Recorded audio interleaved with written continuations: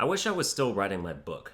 I wish I could have starred in a TV adaptation of my book 5 years ago when I was the age I am in the book. If you're unfamiliar, I wrote two semi-autobiographical chapters of a book where I'm a fifth-year super senior in high school, which is a real thing I was, and I uploaded them to YouTube a couple years ago but just never got around to writing more of it. It's called Super Senior if you want to go check out what I had. It's all still up. But it's already too late to have the future I wanted for it. You've seen Glee. You can't play a high schooler when you're 30 without ODing on combination drugs. I'm halfway to 24. If I walked into my old high school right now, they would lock down the building. They'd come over the loudspeaker. Attention Gresham High School. There is an unidentified man on the premises. We are currently sweeping the girls' bathrooms looking for him. Please stay in your classrooms with the doors locked and the blinds shut.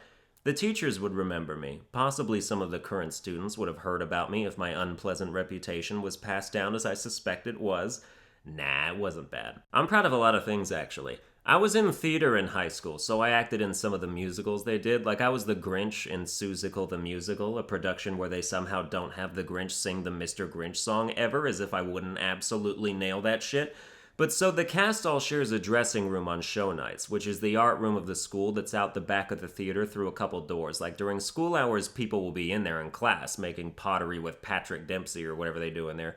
And a few of the drama kids liked to just rub their dicks on all the chairs, which I can neither confirm nor deny my involvement in, but regardless. So I used to have a really long Jew fro that made black people go, damn! And so since I refused to cut my hair, in order to fit into the Grinch hat for the play, they needed to pin my hair down. That shit took 90 hairpins, believe me, I counted. So each night after a successful production where we all dressed like idiots and acted like idiots for 2.5 hours, we would all come back into the art room, or the guys would. It wasn't co-ed, so I better not see my name in a Yahoo News article over this, but we'd be all jazzed up, having put on a mediocre show, and some of us may have been chugging entire cans of Red Bull backstage after every scene to uphold a long-standing tradition, and I'm someone who is very comfortable with my body. I'm skinny, I'm 5'11", I don't have abs or anything, but there's nothing visually wrong with me. And even if there was, you flaunt what you got anyway, especially in a room full of dudes. So what I would do while we were all undressing out of our costumes is I would get completely naked right away.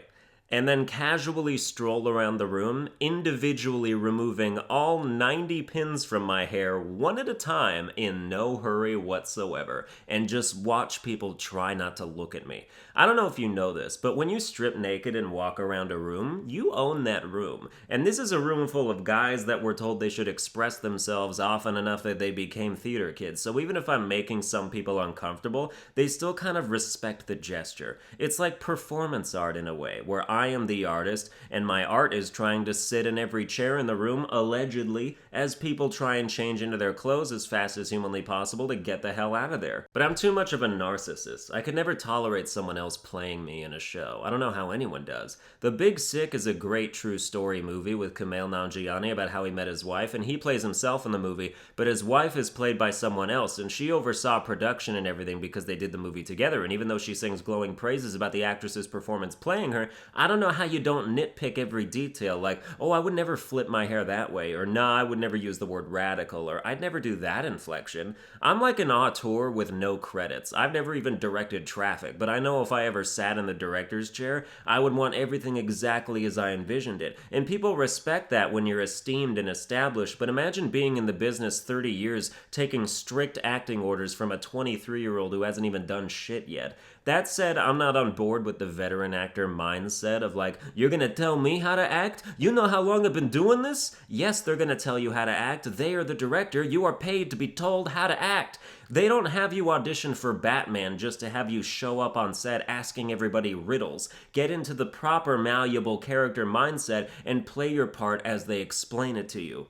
I just took a strong 10-minute break from writing this script to imagine myself getting in an argument with Robert De Niro over this. He's in my show and I'm being super specific about what I want and he's resisting and it just turns into a shouting match. You walk off set right now, you're not coming back. You ain't gonna do shit. We have a contract. Fuck your contract. Fuck my contract. fuck my contract? Do you know who the fuck I am? Do you know who the fuck I'm gonna be? I'm 23 years old directing Robert De Niro. You know how monumental I'm gonna be when I'm your age? You ain't gonna be shit when I tell everyone what a controlling little twerp you are, and that somehow you think you know better than me. Bitch, I will tell every interviewer in earshot what an irrepressible diva you are. You are 74 years old. Do you need to get back in diapers yet? Cause you throw tantrums like a fucking baby.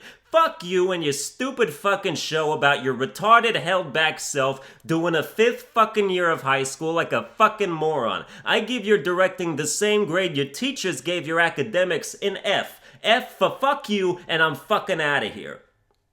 So just stuff like that is mostly what I think about. This is why my showers take 45 minutes. People are like, are you jerking off? No, I'm just lost in a vortex of hypothetical memories I play through in my head, and one of them involves me getting into a shouting match with Robert De Niro over creative differences where he sounds like Joey from Yu-Gi-Oh! Because that's the voice I give everyone who even remotely sounds like a New York accent. Well, that's gonna do it for this episode. I hope you enjoyed it. If you did, you can like, share, and subscribe, and I'll see you guys next time.